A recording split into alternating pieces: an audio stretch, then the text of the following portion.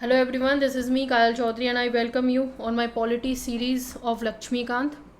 तो गाइज आज की इस सीरीज़ में हम डिस्कस करेंगे basically the evolution of state. तो देखो इसका मतलब क्या है। लास्ट क्लास में हमने क्या डिस्कस कर लिया था। लास्ट क्लास में हमने डिस्कस किया था यूनियन एंड इट्स टेरिटरी।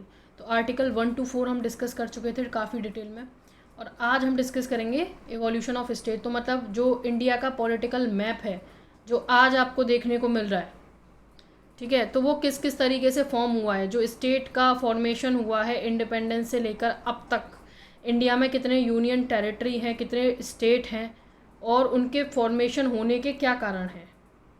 ठीक है, तो इस लेक्चर सीरीज़ में हम इन्हीं चीज़ों को डिस्कस करेंगे। तो स्टार्ट करते हैं आज का लेक्चर। तो आज का लेक्चर हम स्टार्ट करते हैं evolution of state and union territory. तो देखो, अगर मैं इंडिपेंडेंस से बाद के भारत की बात करूं, इंडिपेंडेंस से बाद का भारत कैसा था, वही बिखरा हुआ था। इंडिपेंडेंस से बाद का भारत मतलब आज जो भारत आपको देखने को मिलता है इसमें क्या है, ये इंटीग्रेटेड है। ठीक है, इंडिपेंडेंस के बाद हमारी कितनी प्रिंसली स्टेट थी, इट इज़ अराउंड 552 आपकी प्रिंसली स्टेट थी। प्रिंसली स्टेट मैंने आपको पहले भी एक लेक्चर में बताया था कि ब्रिटिश इंडिया कैसा था। ब्रिटिश इंडिया के टाइम पर एक थी आपकी प्रिंसली स्टेट और दूसरी ब्रिटिश प्रोविंसेस। तो यहाँ पे मैंने बताया था आपको कि जो ब्रिटिश प्रोविंसेस थी उनको डायरेक्टली रूल किया जाता था ब्रिटिश के द्वारा, और प्रिंसली स्टेट को रूल किया जाता था इनडायरेक्टली। इनडायरेक्टली कैसे, जो यहाँ का किंग था वो सोवरेन था लेकिन कंप्लीटली नहीं, मतलब वो ऑटोनोमस था, लेकिन उस पर कहीं ना कहीं ब्रिटिश की पैरामाउंटेसी थी। ठीक है, तो जब ब्रिटिश ने इंडिया को छोड़ा तो उस टाइम पे प्रिंसली स्टेट को ये ऑप्शन दिया गया, या तो वो इंडिपेंडेंट रहें, तीन ऑप्शन थे उनके पास, या तो वो इंडिपेंडेंट रहें, या इंडिया को ज्वाइन करें, और या वो पाकिस्तान को ज्वाइन कर लें। तो ऐसे में इंडिया के सामने बहुत बड़ा चैलेंज था इन प्रिंसली स्टेट को लेकर के, कहीं ऐसा ना हो कि ये इंडिपेंडेंट स्टेट बना लें या फिर पाकिस्तान के साथ चली जाएं। ऐसे में फिर ये इंडिया की इंटीग्रिटी को थ्रेट होता। ठीक है, तो उनमें से 549 ने तो ज्वाइन कर लिया इंडिया को, लेकिन तीन जो थी उन्होंने काफ़ी दिक्कत क्रिएट की हमारे लिए। तो तीन कौन कौन सी थी, हैदराबाद, जूनागढ़ और कश्मीर। देखो हैदराबाद को फिर हमने लास्ट में आके पुलिस एक्शन के द्वारा इसको भी इंडिया के अंदर मर्ज कर लिया। फिर जूनागढ़ को रेफरेंडम हम लास्ट क्लास में डिस्कस कर चुके हैं जनमत संग्रह के द्वारा। फिर कश्मीर को इंस्ट्रूमेंट ऑफ असेशन, इसके बारे में तो आप लोगों ने पढ़ा होगा कि इसको इंस्ट्रूमेंट ऑफ असेशन के द्वारा इसको इंडिया में मर्ज किया गया था और इसको स्पेशल स्टेटस भी दिया गया था, जो कि 2019 में रिपील भी कर दिया गया है। ठीक है, तो देखो 1950 में अगर हम इंडिया की स्टेट की बात करें या टेरिटरी ऑफ इंडियन यूनियन की बात करें तो वो डिवाइडेड था चार पार्ट्स में। कौन कौन से हैं ये चार part, state in part A, state in part B, state in part C and territory in part D. तो स्टेट इन पार्ट ए में कौन कौन सा था, स्टेट में ये पार्ट ए में थी ये पहले जो गवर्नर प्रोविंस थी। तो जो पहले जो गवर्नर प्रोविंस थी उनको पार्ट ए में रखा गया। कौन कौन सी थी ये, असम थी आपकी, Bihar, Bombay, MP, Madras, Orissa, Punjab, United Province and West Bengal. United Province को बाद में हमने उत्तर प्रदेश कर दिया था। ठीक है, तो ये यूपी ही है बेसिकली, तो बाद में हमने इसको उत्तर प्रदेश कर दिया था। अब ये कौन सी थी, गवर्नर प्रोविंस थी। ठीक है, और पार्ट बी में कौन सी आती हैं, erst while princely state with legislature. तो जो प्रिंसली स्टेट जिनके पास लेजिस्लेचर थी, तो कौन कौन सी थी ये, आपकी हैदराबाद हो जाता है, Jammu and Kashmir, Madhya Bharat, Mysore, Patiala, east Punjab, Rajasthan, Saurashtra, Travancore, Cochin and Vindhya Pradesh. ठीक है, तो ये कौन सी आती हैं आपकी पार्ट बी में। और पार्ट सी में कौन कौन सी हैं, पार्ट सी में है आपकी erst while chief commissioner provinces, और कौन सी, और थोड़ी बहुत प्रिंसली स्टेट भी आती थी इसमें। तो कौन सी स्टेट है इसमें, अजमेर, भोपाल, बिलासपुर, कूच बिहार, कुर्ग, हिमाचल प्रदेश, दिल्ली, कच्छ, मणिपुर, त्रिपुरा। ठीक है, पार्ट डी में आ रहा है आपका एक अलग स्टेट था सॉलिटरी, जो है अंडमान एंड निकोबार। ठीक है, तो ये है आपका 1950 का भारत। 1950 का भारत अगर आपसे कोई पूछे तो वो इस तरीके से उसका पॉलिटिकल मैप आपको दिखाई देगा। ठीक है, लेकिन बाद में अगर हम देखें तो बाद में इसमें काफ़ी चेंजेस आए, तो उन्हीं चेंजेस को हम आज की क्लास में कवर करेंगे। तो सबसे पहले आती है आपकी धार कमीशन। क्यों आती है धार कमीशन? क्या दिक्कत थी अब तक के क्लासिफिकेशन में? देखो, अब तक के क्लासिफिकेशन में ये दिक्कत थी कि सदर्न जो स्टेट थी साउथ की, उनकी तरफ से एक डिमांड आ रही थी कि जो उनकी स्टेट हैं उनको दोबारा से रीऑर्गेनाइज किया जाए। रीऑर्गेनाइज किस बेसिस पर किया जाए? लैंग्वेज के बेसिस पर। ठीक है, तो इसको लेकर काफ़ी डिमांड चल रही थी सदर्न स्टेट के द्वारा। ठीक है, ऐसे में क्या हुआ, धार कमीशन का फॉर्मेशन होता है सेंटर के द्वारा। उसने इस क्वेश्चन पर होता है कि वो इस चीज़ को देखें क्या लैंग्वेज के बेसिस पर स्टेट का फॉर्मेशन किया जा सकता है। तो 1948 में ये आपकी प्रोविंस कमीशन हमारे सामने आती है। ठीक है, और इसकी चेयरमैनशिप की जाती है एस.के. धार के द्वारा, इसीलिए इसका नाम रखा गया धार कमीशन। अब 1948 में इसकी रिकमेंडेशन भी आती है और ये कहती है कि देखो, लैंग्वेज के बेसिस पर आप स्टेट को क्लासीफाई या रीऑर्गेनाइज नहीं कर सकते। आप अगर कर सकते हैं तो एडमिनिस्ट्रेटिव कन्वीनियंस के बेसिस पर कर सकते हैं। तो बेसिकली इसने क्या किया, लैंग्वेज के क्राइटेरिया को रिजेक्ट कर दिया।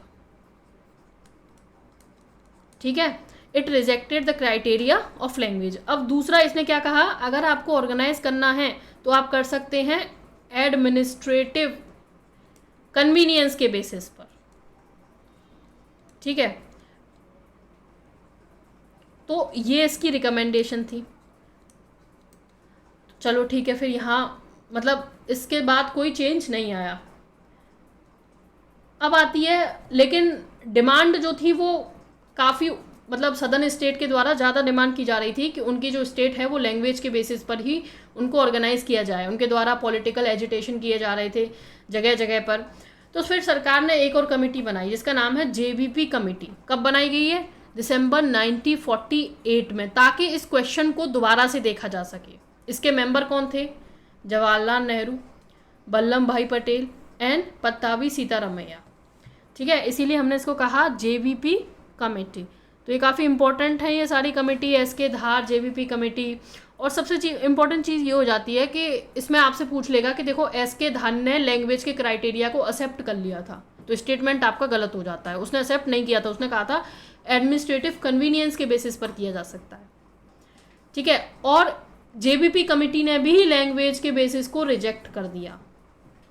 ठीक है, तो JBP कमेटी ने भी लैंग्वेज के बेसिस को रिजेक्ट कर दिया, तो ये भी आपको ध्यान रखना है। अब फिर क्या होता है, 1953 में एक स्टेट बनता है आंध्रा स्टेट। अब ये लैंग्वेज के बेसिस पर भी बनता है। इसमें क्या होता है, बेसिकली मद्रास स्टेट से जो तेलुगु स्पीकिंग रीजन था उसको हटाकर एक नई स्टेट बना देते हैं। इस पॉपुलेशन के लोगों को हटाकर एक नई स्टेट, आंध्रा स्टेट। अब फिर ऐसा क्यों होता है, जब JBP कमेटी ने भी मना कर दिया था, धार कमीशन ने भी मना कर दिया, ऐसा इसलिए होता है क्योंकि एक स्ट्राइक की जाती है पोती सीरामुलू के द्वारा। ठीक है, इसने 56 डे की हंगर स्ट्राइक की और इसमें इनकी जान चली गई, है ना, डेथ हो गई। तो इसको लेकर पूरी सदर्न इंडिया में काफ़ी दंगे होने लग गए, पॉलिटिकल एजिटेशन होने लगे। तो ऐसे में गवर्नमेंट को मजबूरी में आकर ये स्टेट बनानी पड़ गई 1953 में, आंध्रा स्टेट। ये पहली स्टेट थी जो लैंग्वेज के आधार पर बनाई गई थी।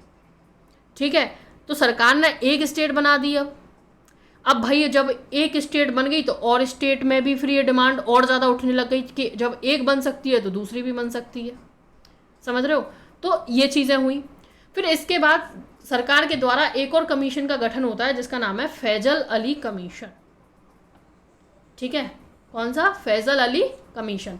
किसकी चेयरमैनशिप में बनती है ये? एक इसके चेयरमैन होते हैं आपके फैजल अली और दो अलग मेंबर होते हैं इसके, KM पनिक्कर और HN कुंजरू। ठीक है, तो ये पूछा जा सकता है, फैक्चुअल क्वेश्चन है लेकिन पूछने की पूरी संभावना है। तो इनकी चेयरमैनशिप में बनती है। तो ये फॉर्म हुई 1953 में और इन्होंने अपनी रिपोर्ट को सबमिट किया 1955 में। अब इस कमीशन ने लैंग्वेज के क्राइटेरिया को एक्सेप्ट कर लिया। ध्यान रहे, कौन सी कमीशन थी जिसने लैंग्वेज के क्राइटेरिया को एक्सेप्ट किया? फैजल अली कमीशन ने किया। लेकिन इसने वन लैंग्वेज वन स्टेट के कॉन्सेप्ट को रिजेक्ट किया। इसका क्या मतलब है? इसका ये मतलब है बेसिकली कि अगर एक ही स्टेट होगा तो इसमें एक ही लैंग्वेज के लोग होंगे। जैसे मान लीजिए अगर ये आंध्रा है तो इसमें तेलुगु स्पीकिंग ही होंगे, अगर यूपी है तो सिर्फ हिंदी स्पीकिंग ही होंगे, अगर पंजाब है तो सिर्फ पंजाबी स्पीकिंग ही होंगे। मतलब इस तरीके के ऑर्गेनाइजेशन को इसने मना कर दिया। इसने कहा कि आप लैंग्वेज को, आप स्टेट को रीऑर्गेनाइज कर सकते हैं लैंग्वेज के बेसिस पर भी और कल्चर के बेसिस पर भी, कल्चर होमोजेनिटी के बेसिस पर भी, पॉलिटिकल स्टेबिलिटी के बेसिस पर भी, यूनिटी और इंटीग्रिटी को भी ध्यान में रखते हुए। ठीक है, तो आप ऐसा भी हो सकता है कि एक स्टेट में दो लैंग्वेज के लोग रह रहे हों या एक लैंग्वेज के लोग दो स्टेट में रह रहे हों।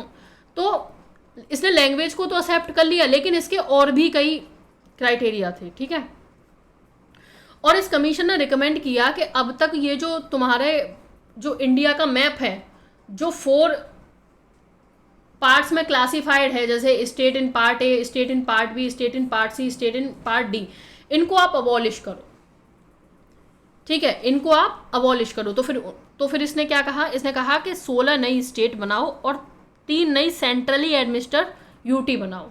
ये इसकी रिकमेंडेशन थी।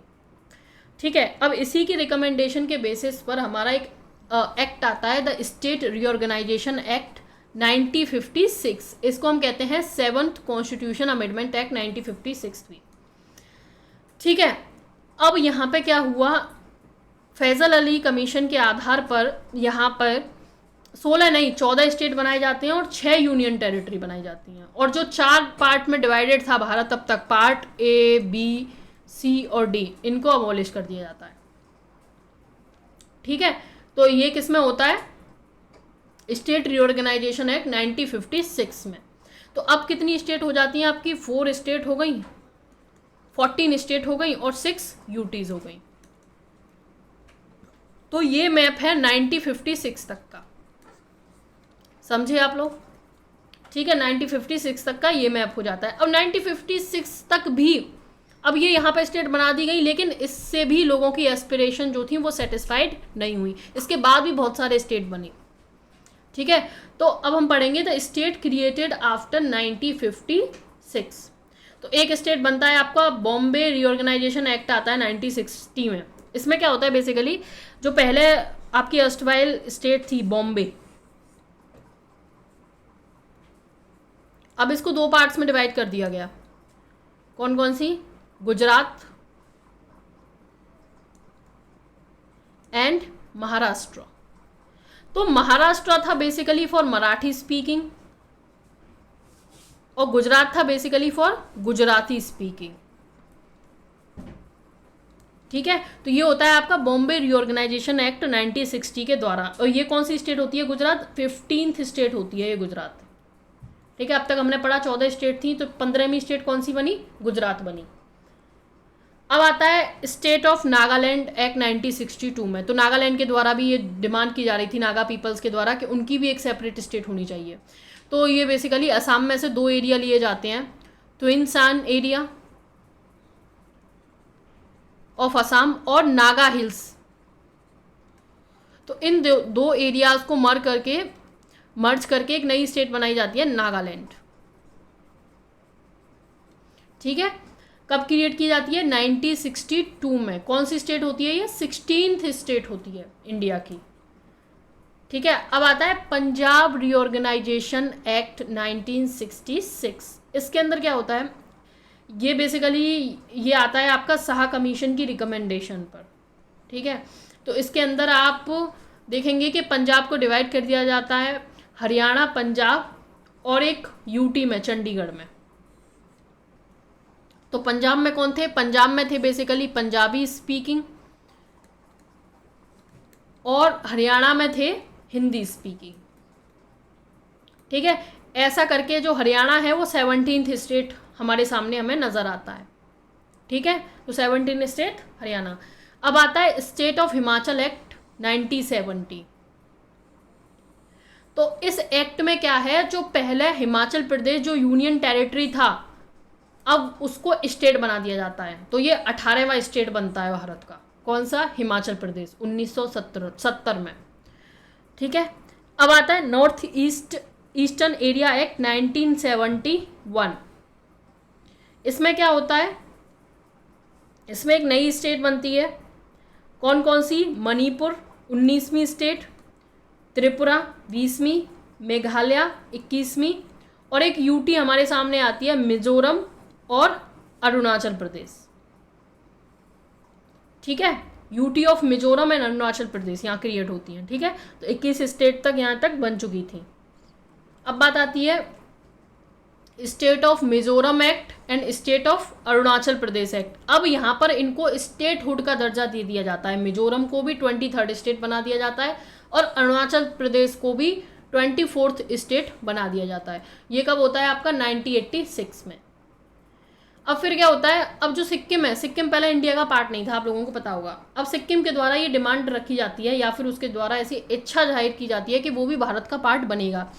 तो 35th कॉन्स्टिट्यूशन अमेंडमेंट एक्ट किया जाता है ना। अब 35th कॉन्स्टिट्यूशन अमेंडमेंट एक्ट में दो बदलाव आते हैं। एक तो हम अपने कॉन्स्टिट्यूशन में 10th शेड्यूल को ऐड कर लेते हैं, दूसरा हम आर्टिकल 2A को ऐड कर लेते हैं, और हम सिक्किम को दर्जा दे देते हैं एसोसिएट स्टेट का। समझ रहे हैं? तो सिक्किम को दर्जा दे दिया हमने एसोसिएट स्टेट का। लेकिन अब यहाँ तक हमने एसोसिएट का दर्जा दे दिया, लेकिन सिक्किम की जो एस्पिरेशन थी वो कहीं ना कहीं फुलफिल नहीं हुई। तो फिर एक और अमेंडमेंट होता है 36th कॉन्स्टिट्यूशन अमेंडमेंट एक्ट। इसके अंदर सिक्किम को हम पूरी तरह इंडिया की स्टेट बना लेते हैं, और ये जो हमने 10th शेड्यूल और आर्टिकल 2A ऐड किया था, इसको हम रिपील कर देते हैं। ठीक है, और नया आर्टिकल ऐड करते हैं अपने कॉन्स्टिट्यूशन में, आर्टिकल 371F। ठीक है, और इसके अंदर सिक्किम जो है हमारा 22nd स्टेट बनता है। ठीक है, इसके बाद बनता है मिजोरम और अरुणाचल प्रदेश, पहले सिक्किम बनता है। समझ रहे हो? तो इस तरीके से सिक्किम जो है वो इंडिया का पार्ट बन जाता है। अब आता है स्टेट ऑफ गोवा एक्ट 1987। इसने गोवा को इनकॉर्पोरेट कर लिया इंडिया की यूनियन में एज अ 25th स्टेट। अब आता है मध्य प्रदेश रीऑर्गेनाइजेशन एक्ट 2000, जिसके अंदर क्या होता है, मध्य प्रदेश में से एक नया स्टेट बनता है छत्तीसगढ़। कब? 2001 नवंबर को। और छत्तीसगढ़ कौन सा स्टेट होता है? 26th स्टेट होता है भारत का। ठीक है, next we have Uttarakhand. Uttarakhand कब बनता है आपका? उत्तर प्रदेश रीऑर्गेनाइजेशन एक्ट 2000, जहां उत्तर प्रदेश में से एक नया स्टेट निकलता है उत्तराखंड। कौन कौन से रीजन को मिलाकर? कुमाऊं और गढ़वाल हिल। तो इन दो रीजन को मर्ज करके हमें एक स्टेट देखने को मिलता है। कौन सा? उत्तराखंड। ये कौन सा स्टेट होता है भारत का? 27th state. ठीक है, अब झारखंड। झारखंड आपका बिहार से निकलता है। कौन कौन से रीजन से? 18 सदर्न डिस्ट्रिक्ट ऑफ छोटा नागपुर एंड संथाल परगना। तो ये जो एरिया है बिहार का, इसको मिलाकर एक नया स्टेट बनता है झारखंड, बिहार रीऑर्गेनाइजेशन एक्ट के द्वारा 2000 में जो आता है, और ये होता है आपका 28th स्टेट इंडिया का। ठीक है, अब फिर 2014 में एक और एक्ट आता है, आंध्र प्रदेश रीऑर्गेनाइजेशन एक्ट, जहां तेलंगाना एक सेपरेट स्टेट बनाया जाता है। किसमें से? आंध्र प्रदेश में से, 2014 को। तो ये होता है आपके भारत का 29th स्टेट। तो अब तक कितने थे? 29 स्टेट हो गए भारत के। ठीक है, तो ये बेसिकली कहीं ना कहीं ये जो हमने अब तक स्टेट देखे, उनमें ज़्यादातर जो क्राइटेरिया था वो लैंग्वेज था, लैंग्वेज, कल्चर। तो इन चीज़ों के बेसिस पर स्टेट का डिवीज़न आपको अब तक देखने को मिला। अब 2019 में क्या होता है? 2019 में देखो, 2019 तक जम्मू कश्मीर और लद्दाख, ये आपको पता होगा, ये एक स्टेट था, ठीक है। इसके पास अपना एक स्पेशल स्टेटस था बाय वर्च्यू ऑफ आर्टिकल 370, 370 के अंदर। इसके पास अपना एक अलग कॉन्स्टिट्यूशन भी था, लेकिन 2019 का जो कॉन्स्टिट्यूशन ऑर्डर आता है उसके अंदर वो सुपरसीड कर देता है अर्लियर ऑर्डर को, कॉन्स्टिट्यूशन ऑर्डर ऑफ 1954। मतलब जो अब 370 है आर्टिकल, वो इनऑर्पोरेटिव हो जाएगा, मतलब अब ये फंक्शन में नहीं रहेगा। कॉन्स्टिट्यूशन में एज अ टेक्स्ट तो है लेकिन यह फंक्शन में नहीं है, इसको एब्रोगेट कर दिया गया। मतलब अब तक जो जम्मू कश्मीर के पास स्पेशल स्टेटस था उसको हटा दिया गया और वो फुली इंडिया का पार्ट बन गया, और इंडिया के सारे प्रोविज़न अब जम्मू कश्मीर में लागू होते हैं। और एक और इसके साथ एक्ट आता है, जम्मू कश्मीर रीऑर्गेनाइजेशन एक्ट 2019। ये एक्ट क्या करता है, जम्मू कश्मीर को 2 पार्ट में डिवाइड कर देता है, 2 पार्ट में, JNK और लद्दाख, और दोनों को ये यूटी बना देता है, यूनियन टेरिटरी। मतलब अब इनका जो स्टेट थी अब तक, अब ये स्टेट नहीं है, अब ये सेंटर के द्वारा इसको एडमिनिस्टर किया जाएगा। तो लद्दाख में कौन कौन सा रीजन है, कारगिल और लेह, तो इन 2 डिस्ट्रिक्ट को मिलाकर लद्दाख को बनाया जाता है, और जो बाकी जो इन दोनों को छोड़कर जो बचा हुआ रीजन था वो आपका JNK बन जाता है। तो दोनों बेसिकली क्या है, दोनों अब यूटी है, यूनियन टेरिटरी, ठीक है। तो अब फिर हमारे टोटल कितने स्टेट हो जाते हैं, 28 स्टेट हो जाते हैं, क्योंकि एक स्टेट जो है कम हो गया, ठीक है। अब बात आती है new UT created after 1956, union territory जो बनी, ठीक है। तो पौंडुचेरी बना आपका 14th कॉन्स्टिट्यूशन अमेंडमेंट एक्ट के बाद 1962 में, जिसको बाद में इसका नाम रख दिया गया 2006 में पुडुचेरी। चंडीगढ़ आपका क्रिएट हुआ पंजाब रीऑर्गेनाइजेशन एक्ट के बाद 1966 में। दादरा एंड नागर हवेली क्रिएटेड हुआ 10th कॉन्स्टिट्यूशन अमेंडमेंट एक्ट 1961 में। दमन and Diu 12th constitution amendment act 1962 में। बाद में ये दोनों 2020 में ये दोनों मर्ज हो जाते हैं। कौन से Dadra Nagar Haveli and Daman and Diu, कब, 2022 में। तो ये अब सिंगल यूनियन टेरिटरी है, Dadra Nagar Haveli and Daman and Diu. Lakshadweep का जो नेम है वो अल्टर किया जाता है 1973 में एज अ लक्षद्वीप। पहले इसका नाम क्या था, लेकेदीव, मिनिकॉय एंड अमिंडीवी आइलैंड, ठीक है। तो अगर हम बात करें फिलहाल की, तो फिलहाल इंडिया में कितनी स्टेट हैं, 28 स्टेट, और यूटी 8। कौन कौन सा, दिल्ली, चंडीगढ़, पुडुचेरी,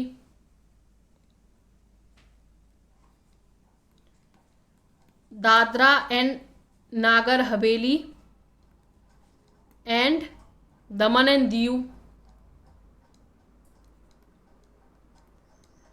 और कौन सा बचता है आपका, JNK,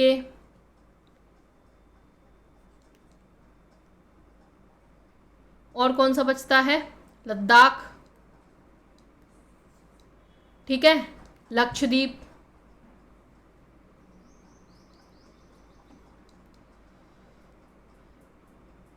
दिल्ली, चंडीगढ़, पुडुचेरी, दादरा नागर हवेली, जम्मू कश्मीर, लद्दाख, लक्षद्वीप,